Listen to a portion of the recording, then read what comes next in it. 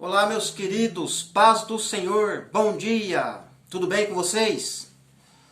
Esta é a parte de número 8, aqui no texto de 1 Samuel, capítulo 11, tá? A gente vai falar do rei Saul. Rei Saul e o profeta Samuel, já logo de cara, duas testemunhas, tá? Mas vamos pegar o contexto aqui, vamos ler o capítulo e vamos ver o que o Senhor Deus tem para nos mostrar dentro deste capítulo de número 11, tá? Em alguns momentos pode ser que o Senhor Deus nos leve para falar um pouquinho antes ou um pouquinho depois deste capítulo 11, tá? Não especificamente aqui no capítulo 11, mas a gente vai ler todo o capítulo e vamos encontrar algumas palavras-chave que vão nos levar para o futuro, né? É assim que o Senhor Deus trabalha. Ele trabalha usando contexto literal, pessoas que estão vivendo coisas reais, né, coisas literais, né, que ao mesmo tempo se tornam coisas proféticas para o futuro. E quando você entende isso, você começa a compreender a programação, né, ou a maneira como o Espírito Santo usa os textos, né, literais da época do passado para trazer o futuro à nossa memória e nos revelar o futuro por meio da sua palavra. Tá ok? Então vamos para a leitura, né? Então subiu Naás, o Amonita. Então a gente vê que Amon está sempre dando trabalho aqui nesse período, né? Desde lá de Josué, todo o contexto ali de juízes, foram vários juízes que se levantaram, subjugaram os filhos de Amon, né? Mas eles não desistem, né? Isso também é uma figura de Satanás, né? Ele está sempre levando pancada, ele está sempre apanhando, mas ele não desiste.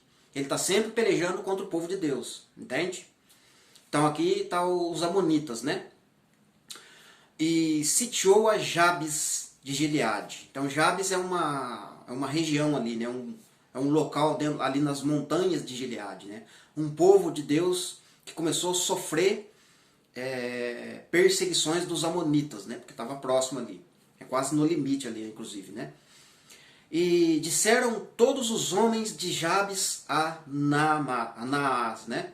Faz aliança conosco e te serviremos, né? Olha só, o povo de Deus já com medo, né? Vamos fazer aliança entre nós e a gente pode servir vocês, né? Em outras palavras, não queremos guerrear, né?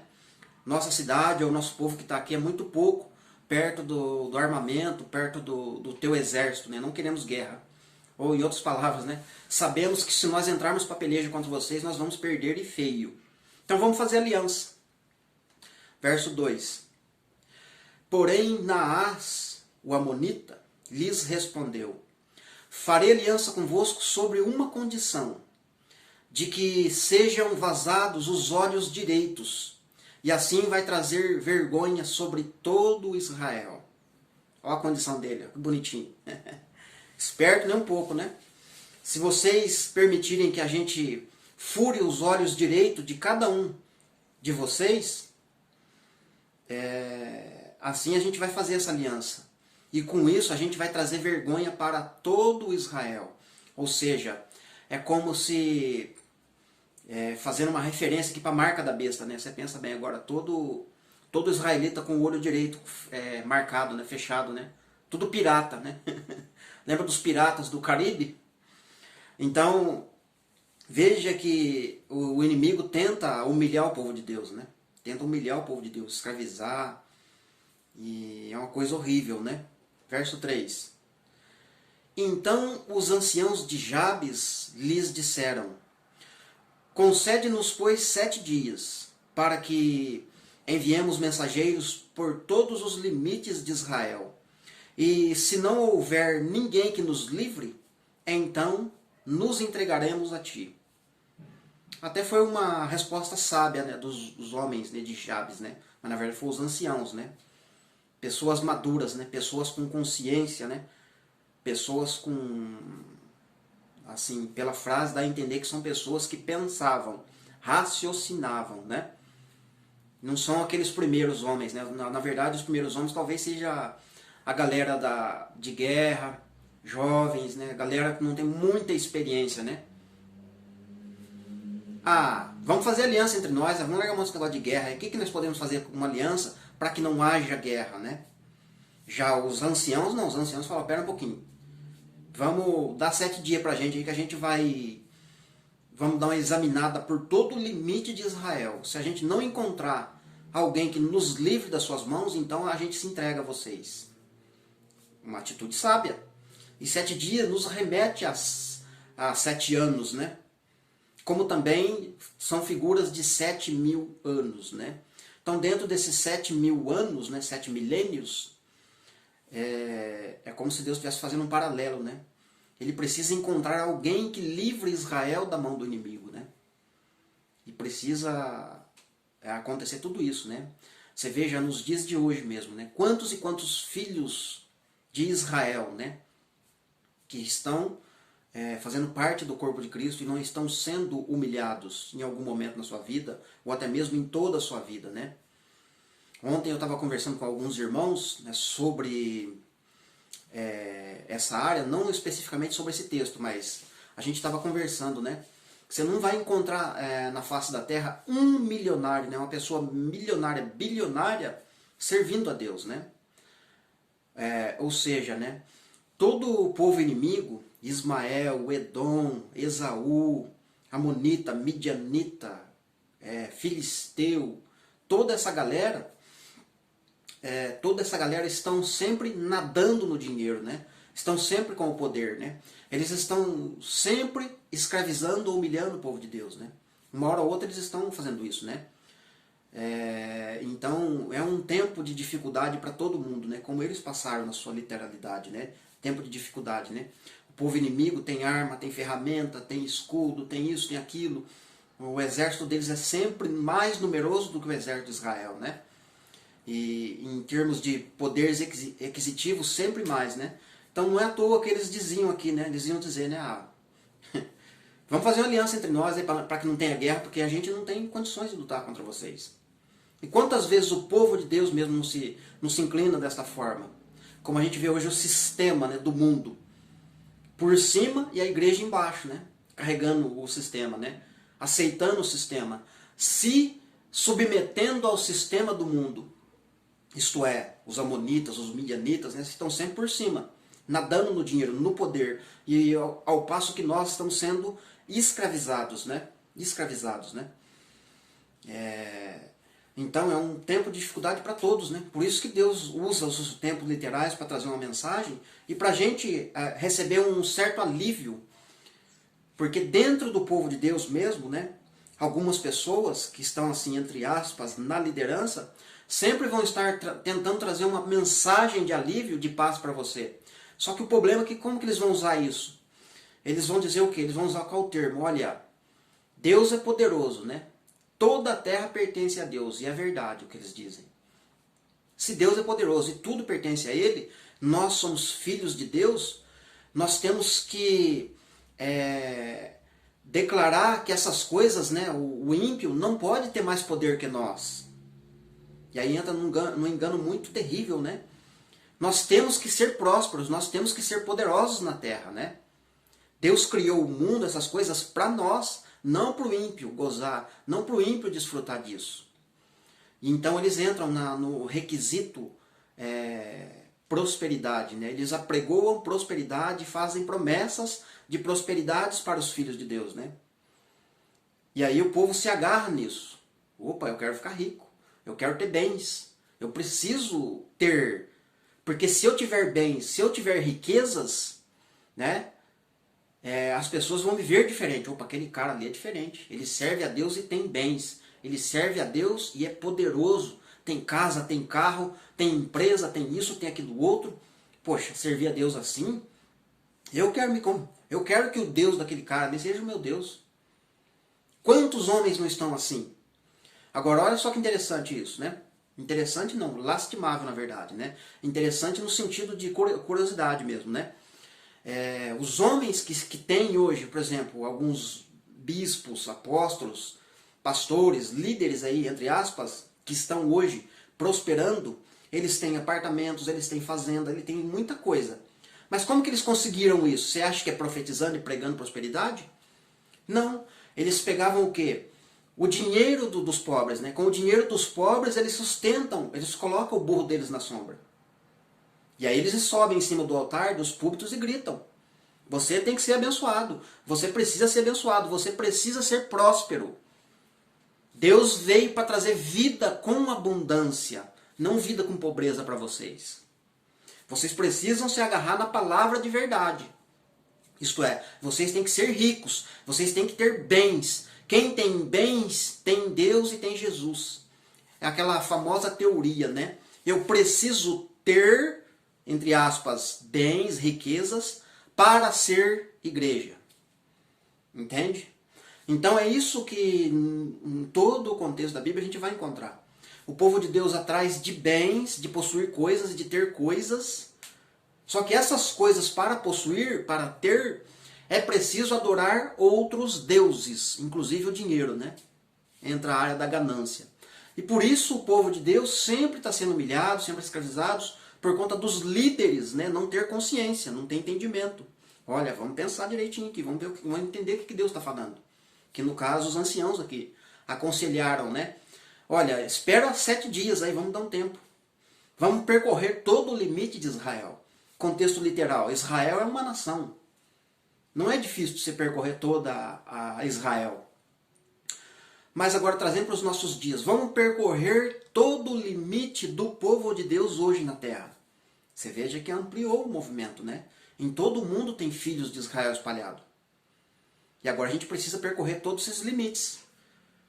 Para ver se a gente ache um líder, né? Que seja contrário a Anás, né? Naás, que está querendo nos oprimir. Satanás, né? Melhor dizendo. Se a gente encontrar um, quer dizer que a conversa muda. Tremendo, né? Verso de número 4. Chegando os mensageiros a Gibeá de Saul, relataram o caso ao povo. Então todo o povo chorou em alta voz. Então veja que quando a notícia começou a se espalhar no meio do povo, o povo temeu, chorou. O povo se entristeceu, né? Por quê? Porque o inimigo colocou um jugo muito grande sobre o povo. E o povo sabia das suas condições, o povo sabe das suas forças, né? Pior ainda é esse povo, né? Que os olhos deles, as coisas deles estão olhados para as coisas do mundo, não estão olhando para as coisas do Senhor Deus, né? Ou para a força que o Senhor Deus tem para libertar, para livrar Israel, né? Ou para nos livrar também. Verso de número 5. Eis que Saul voltava do campo, atrás dos bois, e perguntou: que tem este povo que chora? Então lhes referiram todas as palavras que os homens de Jabes lhes falaram. Isto é, vamos esperar por 7 dias para ver se a gente encontra um homem, né? Uma pessoa que nos livre das mãos dos amonitas. Caso contrário, a gente vai se entregar a eles. Olha só que interessante o verso 6, né? E o Espírito de Deus se apossou de Saul, quando ouviu estas palavras, e acendeu-se-lhe a ira sobremodo. A mesma coisa que aconteceu com Jefté, né? O Espírito de Deus veio sobre Jefté. Agora o Espírito de Deus veio sobre Saul. Verso 7.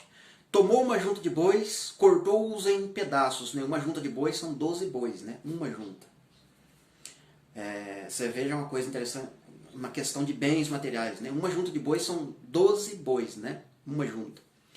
Eliseu tinha, se eu não me engano, preciso examinar lá no texto, se eu não me engano ele tinha 12 juntas de bois, né? Eliseu, né? E quando Elias veio atrás de Eliseu para o ungir como profeta, Eliseu estava atrás da 11ª ou 12ª junta de bois, estava quase lá em último, atrás dos bois, né? Então tinham pelo menos 144 bois na frente de Eliseu. E aí, quando Elias unge Eliseu como profeta, Eliseu, é interessante, né? Quando o homem entende que o Senhor Deus está vindo sobre ele, que o Senhor Deus está... deixa eu melhorar aqui, que está dando um reflexo ali da lâmpada. Talvez atrapalhe você estar assistindo o vídeo aí, né? Então, quando o Espírito de Deus se apossou de Eliseu, né? Ali figurado ali no momento, mas eu acredito numa literalidade também, Eliseu pegou e fez o quê? Ele queimou suas juntas de boi, né? Ou seja, ele queimou uma boiada, né? E deu um churrasco, uma festa enorme, para se despedir do seu pai e da sua família. Porque a palavra fala, né? Aquele que como é que se diz, né? Coloca a mão no arado, ou tira a mão do arado, não sei se eu só lembro a expressão aqui ainda do arado, né? Não é digno de olhar para trás. Aquele que olha para trás, né? Não é digno de colocar a mão no arado, né? Ou seja, ele não olhou para trás, né? Ele queimou todos os bens materiais que ele tinha, todo o recurso que ele tinha de sobrevivência, né? Ali, só de bois ele tinha 144 bois, né? Fazendo uma junção, um paralelo lá com 144 mil lá de Apocalipse, né? Mas ele queimou aqueles bois todinho, fez uma festa, imagina quanta carne, gente, carne assada, né? Que deu 144 boi, é muita carne, né? Ou seja, muitas pessoas foram para ver essa atitude de Eliseu, né? E quantas pessoas, né, não se opuseram a ele, talvez, né? Ô, cara, é muita carne, cara, é muito dinheiro. Cara, você vai ficar pobre, velho. Que negócio é esse, meu chapa? Você tem boi à beça, cara, arralando a terra, você tá ganhando um dinheiro aí, sustentando a sua família. Você vai empobrecer, velho. Você vai queimar todos esses bois, ainda encher a barriga aí de pessoa que você nem conhece, para ir atrás desse homem que disse que você agora é profeta. E aí? Então, muitas vezes o Espírito de Deus vem sobre você e sobre mim. E diz para nós, né? Abandona os bens, abandona. Larga a mão de querer ser rico ou de ter coisas, de possuir bens, né? Mas vá, como está lá em Mateus 6, 32 e 33, né? Buscar em primeiro lugar o reino e a sua justiça, né? E as demais coisas vos serão acrescentadas, né? Então Eliseu não conhecia essa palavra, mas o Espírito de Deus já estava sobre ele para ele fazer isso. Então assim é com todo aquele que o Espírito de Deus vem sobre ele. Ele não olha para bens materiais, ele não tem mais ganância, ele não tem mais assim um olho para as coisas do mundo, como se essas coisas fossem fazer dele alguma coisa importante. Pelo contrário, ele joga como esterco, é tudo esterco, né? Tudo perga. Como Paulo fala lá, né? Na sua conversão. Vamos continuar a leitura aqui. Então, Saul tomou uma junta de bois, né, 12 bois, cortou-os em pedaços e enviou a todos os territórios de Israel por intermédio de mensageiros, que disseram: assim se fará aos bois de todo aquele que não seguir a Saul e a Samuel. Então caiu o temor do Senhor sobre o povo, e saíram como um só homem. Aqui está uma tipologia, né? Da unificação de 12 tribos, né? 12 tribos. Aqui, nesse capítulo, ainda não aconteceu a divisão do reino de Israel, 12 tribos. Eles ainda estão como 12 tribos. Mas a divisão já começou lá na época de Jacó, 12 tribos. Lá dentro já havia uma divisão nos corações dos filhos de Israel, na sua literalidade. E Deus conhece os corações. Ele sabia que um momento, mais cedo ou mais tarde, o reino iria se dividir. 12 tribos iriam se apartar um do outro. Deus já sabia disso. Então ele já começa a profetizar que no futuro ele vai unificar de novo. Vai ter uma ruptura? Vai. Mas ele vai unificar novamente, né? E aqui, Saul foi inteligente, né? Ou melhor, o Espírito Santo, né, foi inteligentíssimo, né? Assim se fará a todo homem, né? A todo pai de família, a todo fazendeiro, todo sitiante, todo aquele que está em Israel, que pertence ao povo de Deus, se não se ajuntar a Saul para ir pelejar contra os amonitas, ele vai picar todos os seus bois, né? Então a riqueza dos filhos de Israel da época eram gados, né? Ovelhas, camelos, bois, vacas, né? Essas coisas eram a riqueza do povo de Deus na antiguidade. Não tinha essas coisas que a gente vê hoje, né? Avião, jato, caminhonete, carros, lanchas, navios, máquinas, né? Helicópteros, sei lá. Muita riqueza, né? Então naquela época a riqueza deles eram os bois, assim como uma das coisas, né? Assim como o Eliseu queimou, né? Então Saul, como na condição de rei, falou: se alguém não vir para pelejar conosco contra os filhos de Amon, vai ser picoteado, né? Vai ser triturada a sua riqueza. Quem que não vai ir para a guerra, né? Medo de perder os bens, né? Então todo o povo se uniu a um só, como se fosse um só homem. E Paulo vai falar isso em Efésios 2, né? Que Cristo cravou no madeiro a inimizade, a guerra, né? Que haviam entre eles, cravando um na cruz, né?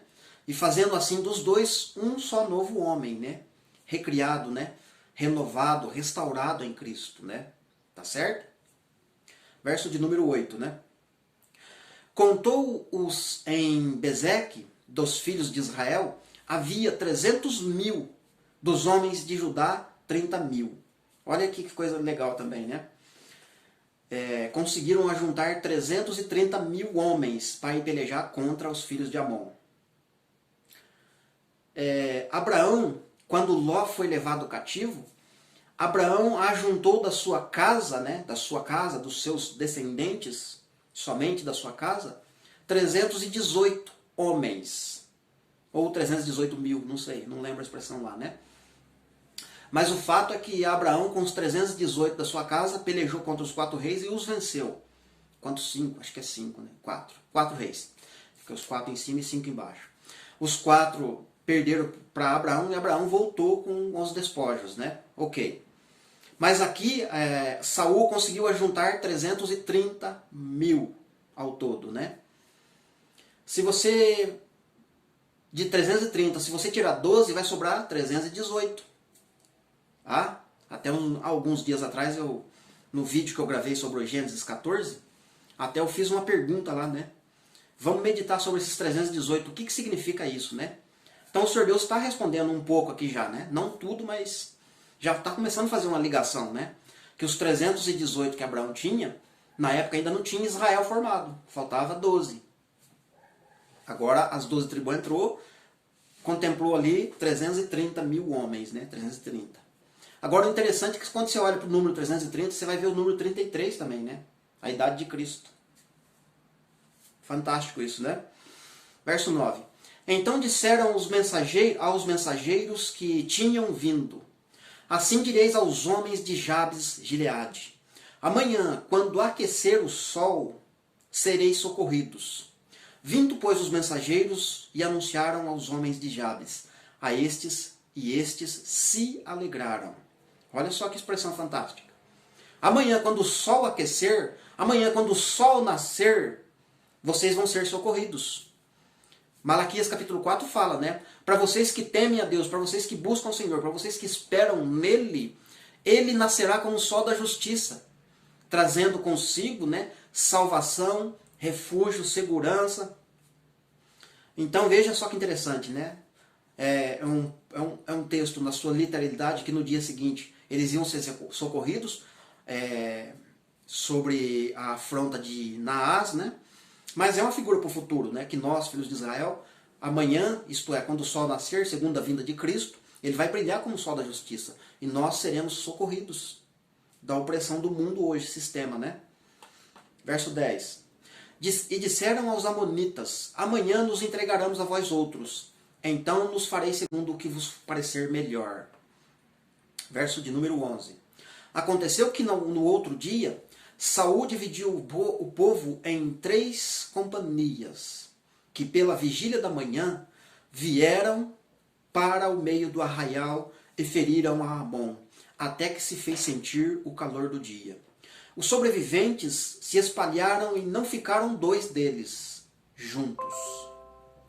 Então veja que essa expressão de Saul, né, lembrando que Saul não está sozinho, ele está com Samuel, né, certo? 2 testemunhas e mais o povo.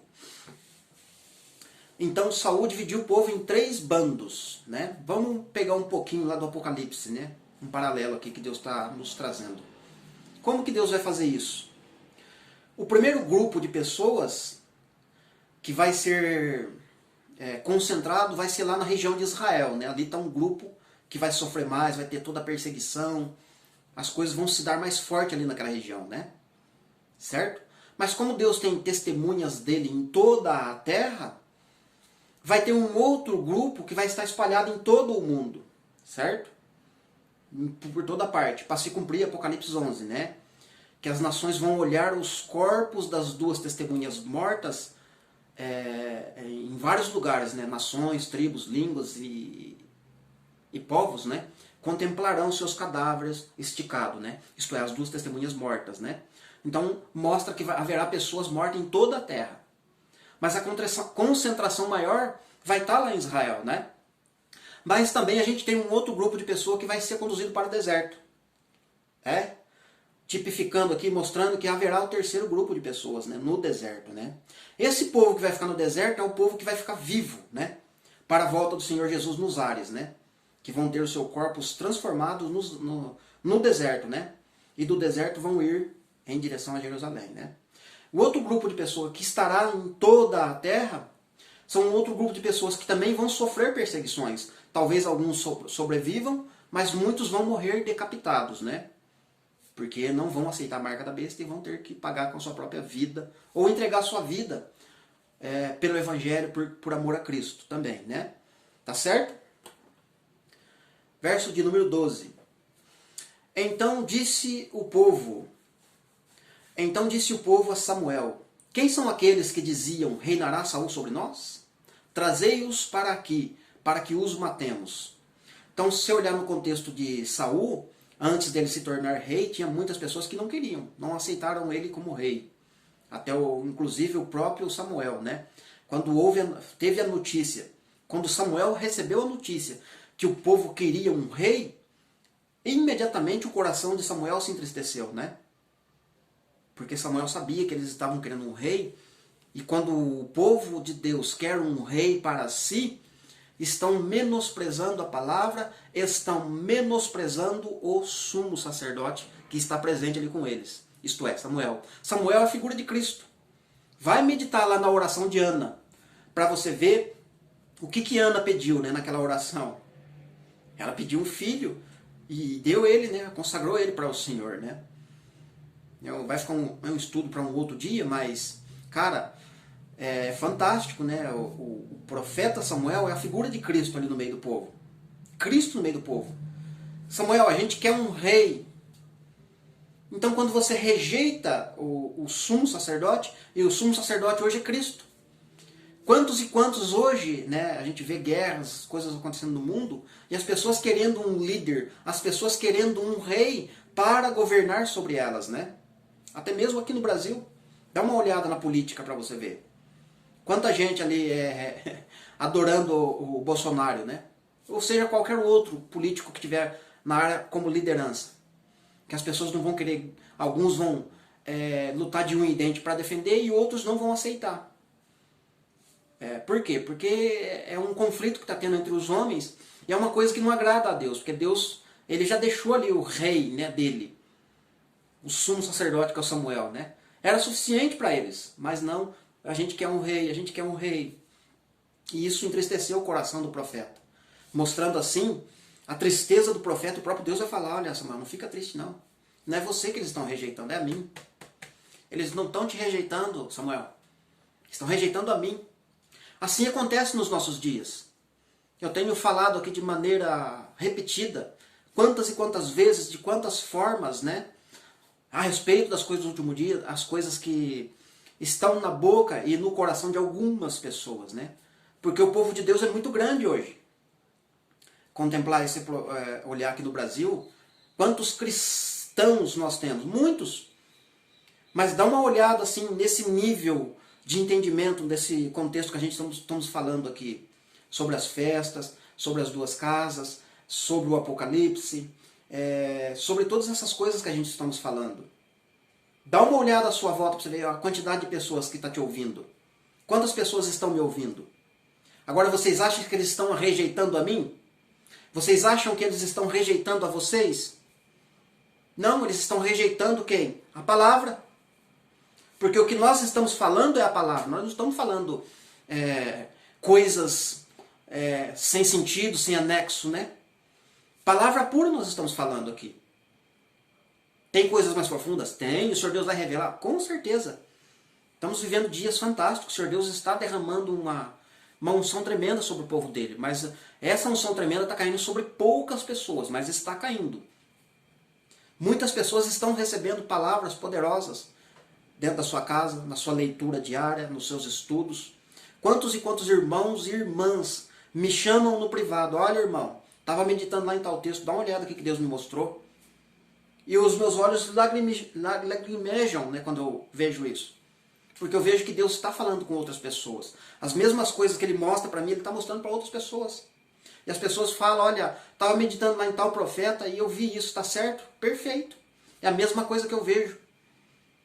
Mas por que o povo não quer ouvir? Por que o povo não consegue ver essas coisas? Porque o povo está rejeitando a palavra. Como está no contexto aqui, como Samuel, né? Samuel e Saul. Verso 13. Porém Saul disse, hoje ninguém será morto, porque no dia de hoje o Senhor salvou Israel. É a inauguração do milênio, que é a figura, né? Cristo dizendo. Hoje mais ninguém morrerá, ou seja, ali do povo dele, não está falando dos inimigos, porque os inimigos já morreram. Mas tem gente ainda ali junto, vivo, que não é 100% do Senhor, né? Hoje ninguém vai morrer, no dia de hoje. Porque hoje o Senhor salvou Israel, segundo a vinda de Cristo. Ele vai salvar o Israel dele, né? Verso 14. Disse Samuel ao povo, vinde, vamos a Gilgal e renovemos ali o reino. Renovemos ali o reino, né? Olha que coisa fantástica.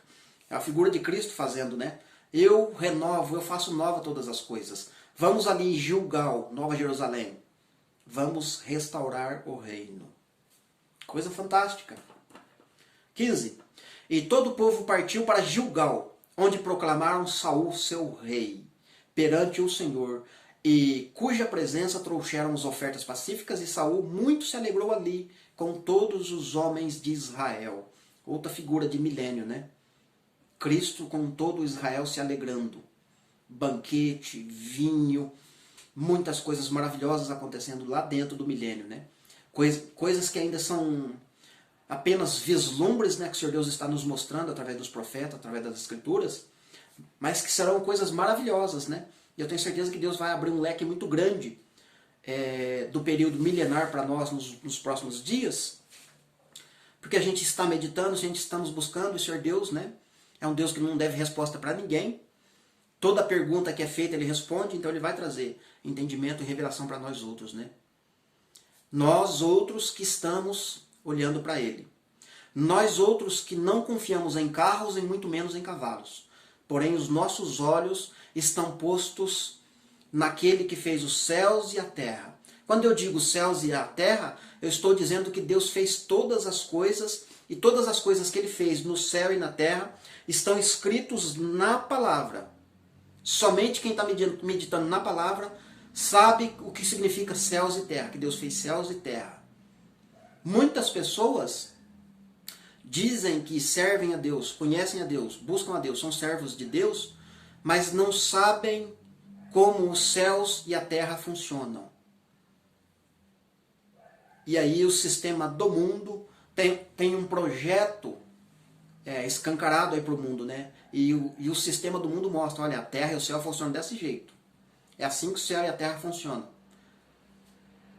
E muitos olham para aquilo e falam, entendi, Deus é grande, olha, bênção. Mas quando nós outros, que estamos olhando para a palavra escrita, revelada, nós sabemos como que os céus e a terra funcionam.